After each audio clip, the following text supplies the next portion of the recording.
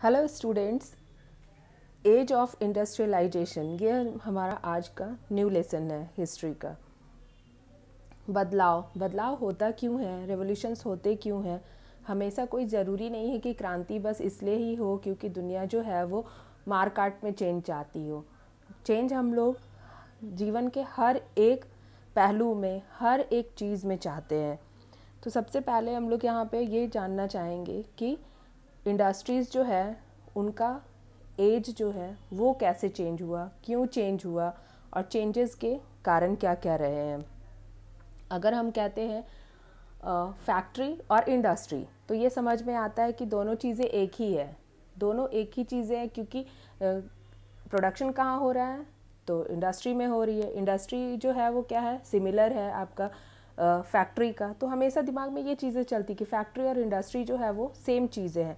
लेकिन यहाँ पे जो हम लोग बात करेंगे कि इंडस्ट्रियल रेवोल्यूशन जो हुआ उसके पहले क्या फैक्ट्रीज नहीं थी, क्या उसके पहले प्रोडक्शन नहीं होता था, प्रोडक्शन का लेवल क्या था, प्रोडक्शन के स्टेजेस क्या क्या थे और क्यों ज़रूरत पड़ी दुनिया को कि इंडस्ट्रीज़ में भी रेवोल्यूशन होने चाहिए। सबसे पहले यहाँ पे हम बात करते हैं कि बिफोर द इंडस्ट्रियल रेवोल्यूशन के पहले का जो टाइम था, पहले के जो लोग थे वो किस तरह से चीज़ों को प्राप्त करते थे, वो वक्त जो है वो कैसा वक्त था। तो कहा गया है कि जब फैक्ट्रीज़ जो है वो यूरोप में, इंग्लैंड में जिस समय में इतनी ज़्यादा डेवलप नहीं थी, उस वक्त भी लार्ज स्केल पर इंडस्ट्रियल प्रोडक्शन होता था और ये इंडस्ट्रियल मार्केट में भी जाते थे। तो ये जो वक्त था प्रोटो प्री का मतलब हो गया आपका पहले, तो पहले भी फैक्ट्रीज़ में उत्पादन होता था और ये दुनिया भर में आप कह सकते हो कि यूरोप के अलग अलग हिस्सों में जाती थी बिकने के लिए। तो इस समय को, इस वक्त को हम लोग प्रोटो इंडस्ट्रियलाइजेशन कहते हैं। तो प्रोटो इंडस्ट्रियलाइजेशन में भी लार्ज स्केल पर गुड्स का प्रोडक्शन हो रहा है।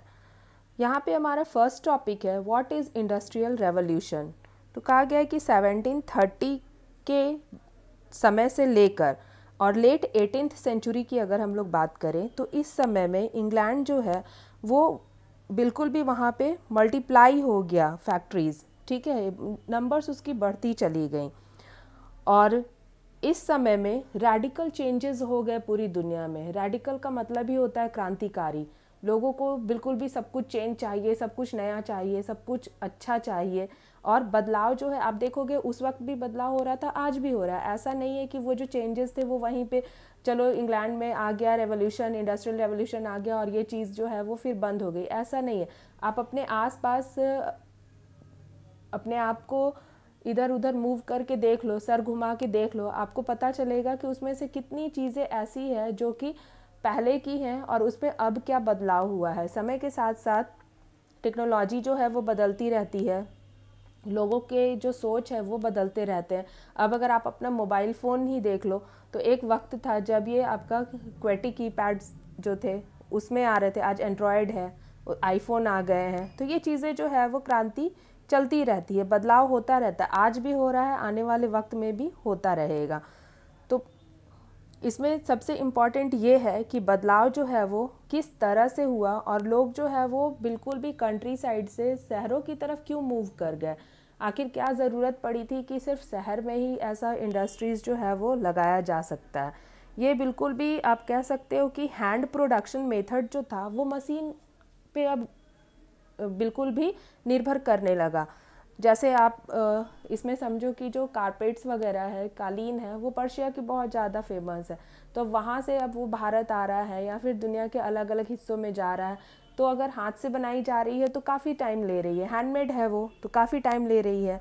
लेकिन अगर वही चीज़ मशीन से होना शुरू हो जाए, ठीक है, तो इसका प्रोडक्शन जो है वो काफ़ी हाई हो जाएगा। उसी तरह से न्यू केमिकल्स जो है, आयरन प्रोडक्शन है, ठीक है, तो ये सारी चीज़ें काफ़ी वाइड रेंज पर होने लगी।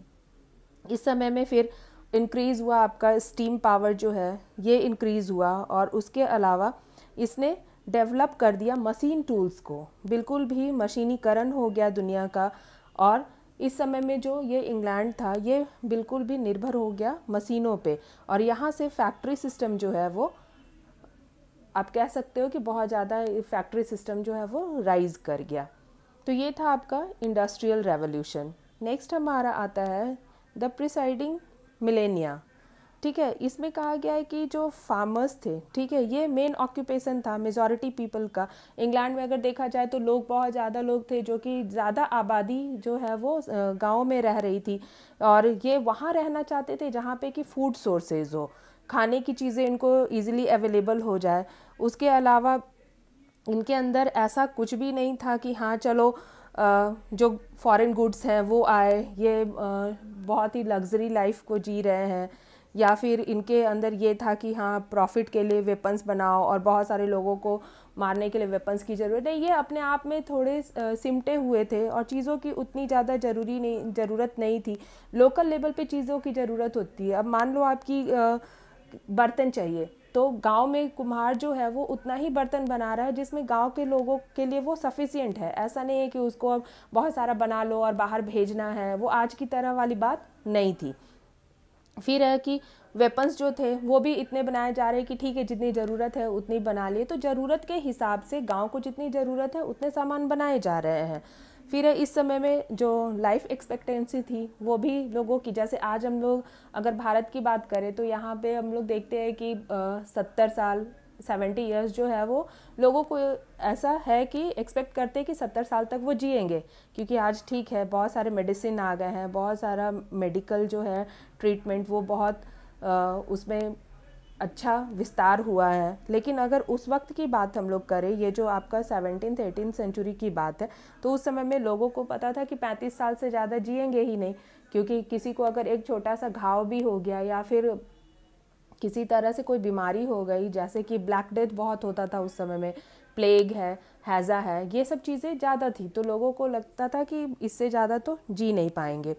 उसके अलावा जो दूर के जो भी प्लेसेस हैं वहाँ जा नहीं सकते हैं, क्योंकि जाने में इसको अगर इंडिया के टर्म में आपको बताऊं तो आपको पता ही होगा कि दूर दूर तक जाने के लिए जो है वो घुड़सवार यूज़ किए जाते थे, कि ठीक है 100 किलोमीटर एक चल रहा है, दूसरे फिर सेकंड जो घुड़सवार है वो फिर 100 किलोमीटर चल रहा है, तो इस तरह से 2-2 3-3 दिन एक संदेश को पहुंचाने में लग गया। कोई अगर दूर दराज में मर गया है तो उसकी खबर तक आने में हो सकता महीनों महीने लग जाए। तो ये चीज़ें हैं कि ये उस वक्त ऐसा वक्त था जिस समय में कि मशीन नहीं था या फिर मशीनीकरण नहीं हुआ था, तो इन चीज़ों में बहुत ज़्यादा प्रॉब्लम थी। कहा गया है कि कम्युनिकेशन जो है वो भी फार प्लेसेस जो है उसके लिए भारत में तो चलिए कबूतर को इस्तेमाल कर लेते थे कि संदेश भेजना है तो कबूतर से भेज दिए, ऐसी चीज़ें, या फिर घुड़सवार यूज़ कर लिए गए। जबकि आज आप देखोगे कि आपको किसी को कोई भी एक इन्फॉर्मेशन भेजना है, आप एक व्हाट्सएप करो, आप उसको भेज सकते हो, एक ईमेल से के जरिए कर सकते हो, फ़ोन कर सकते हो। तो आप देख रहे हो कि कितना उस सेंचुरी से 18th से लेकर अभी 21st तक की अगर बात की जाए तो कितने ज़्यादा बदलाव आए हैं। तो ये कि इस पूरे मिलेनियम में, ठीक है, ये पूरा का पूरा जो युग बीता एक, उसमें कहाँ से लोग कहाँ तक आ गए। ठीक है, फिर है आपका कि पहले अगर कोई सामान पहुंचाना है तो घोड़ा गाड़ी से गए, पता चला कि घोड़ा जो है वो बीमार पड़ गया तो रुक जाओ, अगर घोड़ा मर गया तब आपका काम नहीं हुआ। और आज ऐसा वक्त आ गया है कि आज क्या है आपका कि बिल्कुल भी ऐसे बसेस या फिर ऐसी चीज़ें जो है वो इजाद हो गई है, इन्वेंट हो गया है, ऐसी गाड़ियाँ बन गई हैं जो कि आपका ऑटोमेटिक चलती हैं, ठीक है, मशीन पे ही चलती हैं और उसमें अब ड्राइवर की भी ज़रूरत नहीं है। फिर आप अगर इसको देखो, रेवोल्यूशन की बात अगर हम लोग करें तो चरखा से पहले सूत काटते थे, उसके बाद में फिर कपड़े बनाए जा रहे हैं, हैंडमेड हो रहा है, आज क्या है बड़ी बड़ी मशीन्स लग गई हैं। तो ऑब्वियस ही चीज़ है कि टेक्नोलॉजी ने ही ये चीज़ें हमें दी है, और अगर ये रेवोल्यूशन नहीं हुआ रहता तो शायद कभी भी ये चीज़ें आप कह सकते हो कि हम तक पहुंच ही नहीं पाती। नेक्स्ट है हमारा factors leading to industrial revolution in England. अब इंग्लैंड में रीजंस क्या क्या थे, कौन कौन से फैक्टर्स थे कि यहीं पे ये रेवोल्यूशन हुआ। ठीक है, तो सबसे पहले कि हम लोग एग्रीकल्चर की बात कर लें, जो आज भी लोगों के लिए एक कह सकते हो कि कमाने का सबसे बड़ा जरिया है। तो इंडस्ट्रियल रेवोल्यूशन के बहुत पहले ही एग्रीकल्चरल रेवोल्यूशन हो चुका था 17th सेंचुरी में, और इंग्लैंड में न्यू टेक्निक्स नहीं थे फार्मिंग के लिए। तो उस समय में जो आप कह सकते हो कि ये रेवोल्यूशन जब हुआ तो इस पे सरप्लस इसलिए नहीं मिल पाता था क्योंकि यहाँ पे मशीन की कमी थी। अब है कि एक मशीन जो है वो 10 लोगों का काम कर देती है, लेकिन 10 लोग जो है वो एक मशीन के जितना काम नहीं कर पाते हैं। तो यहाँ पे एक वर्ड आपका आया है, जैसे आप यहाँ पे देख सकते हो, मर्केंटलिज्म। ठीक है, तो ये आपका था ही कि आप ट्रेड करो, प्रॉफिट के लिए करो। और इसमें इंग्लैंड में स्टार्ट होने का ये फैक्टर्स इसलिए भी लीड करते हैं इंग्लैंड को क्योंकि इंग्लैंड जो है उसके कोस्ट लाइन्स जो थे वो काफ़ी लंबे थे। कोई भी रीज़न अगर देखा जाए तो सी पोर्ट से 200 मीटर से ज़्यादा की दूरी पर था नहीं।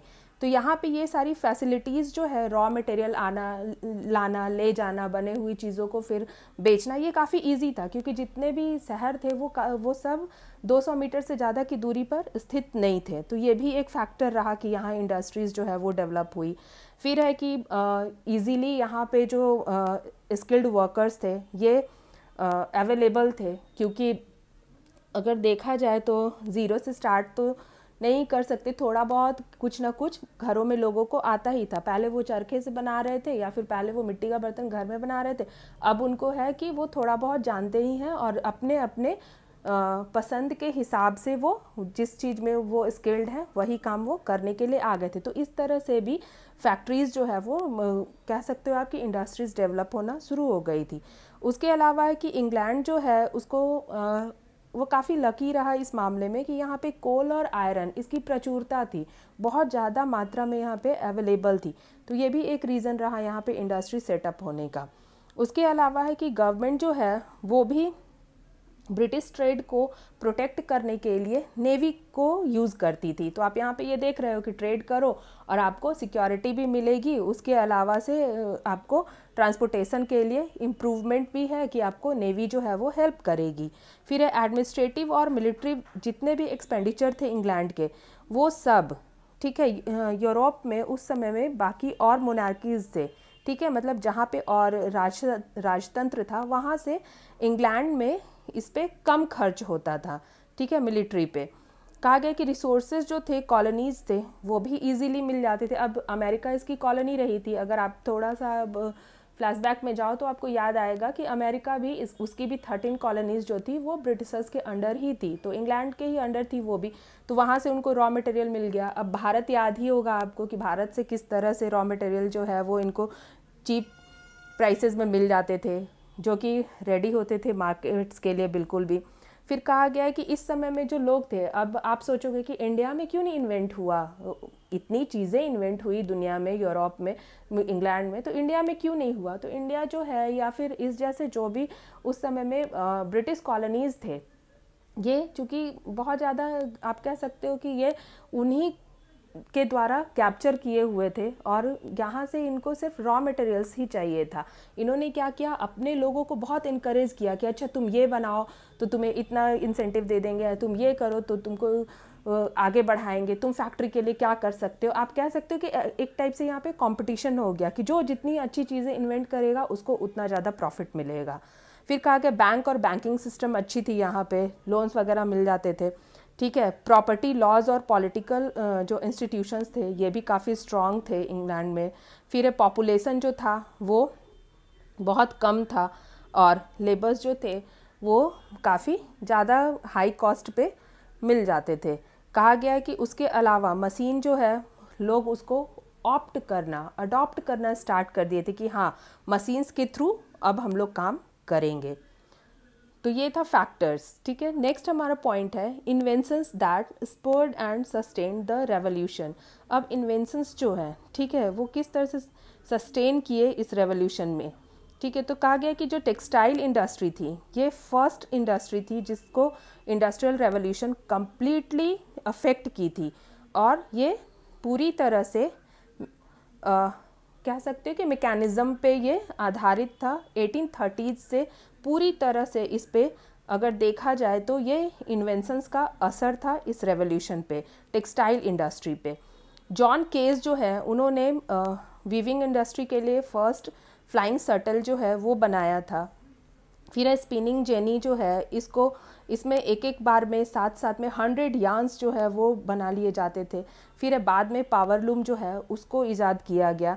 तो आप यहाँ पे देखोगे कि स्टीम इंजन जो है वो 1705 में जेम्स न्यूकॉमन ने बनाया है। ये 1 मार्क्स का क्वेश्चन हो सकता है। फिर 1769 में जेम्स वॉट्स ने स्टीम इंजन को बनाया, जो कि हीट एनर्जी को कन्वर्ट करती है मैकेनिकल एनर्जी में। तो ये चीज़ें इम्पॉर्टेंट है। अब आप देखोगे अपनी एनसीईआरटी की बुक में, तो ये आपको पिक्चर दिखेगा, आपको पता चलेगा कि किस तरह से जो हीट है, वो हीट एनर्जी है, वो मैकेनिकल एनर्जी में चेंज हो रही है और इसके बाद में फिर ये काम करती है। उस समय में एक और आपको यहाँ पे इन्वेंशन मिलेगा जिसको कहा गया है स्टीफेंसन रॉकेट।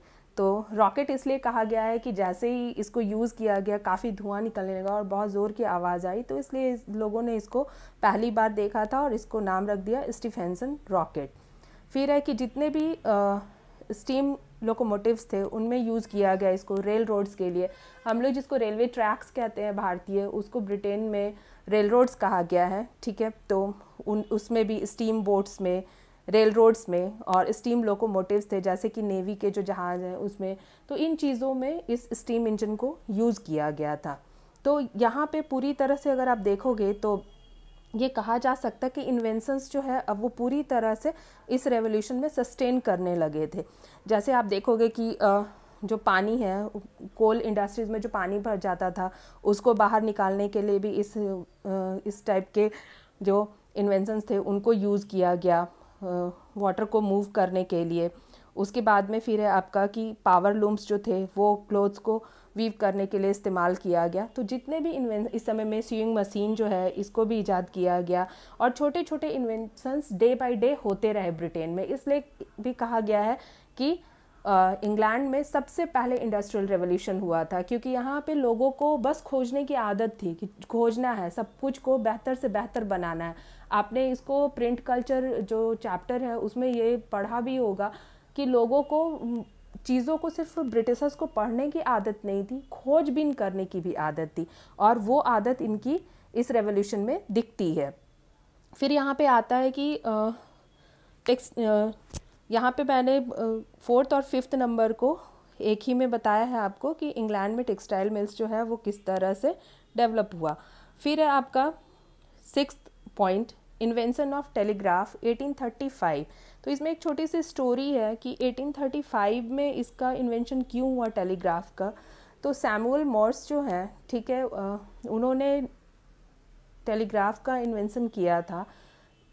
एक्चुअल में यहाँ पे हुआ ये था कि सैमुअल मॉर्स की जो वाइफ हैं उनकी डेथ हो चुकी थी और उनको ये खबर जो है वो काफ़ी देर से मिली थी, और देर से मिलने के कारण वो बहुत दुखी हुए थे और उन्होंने सोचा कि क्यों नहीं कोई ऐसी चीज़ कम्युनिकेशन के लिए बनाई जाए जो कि जल्दी से जल्दी हम तक जो भी न्यूज़ है, जो भी बातें हैं, उसको हम तक पहुंचा दिया जाए। तो 1835 में उन्होंने पहली बार, सैमुअल मॉर्स ने पहली बार टेलीग्राफ को इन्वेंट किया था। बाद में इसमें और डेवलपमेंट्स होते चले गए और उसी सब का नतीजा आज ये है कि कम्युनिकेशन के लिए हमारे पास बिल्कुल भी बेहतर से बेहतर चीज़ें आज है। और बिल्कुल भी इसको आप इस तरह से देख सकते हो कि आपके अपने हाथ में जो मोबाइल फ़ोन है वो इन्वेंशन का ही नतीजा है।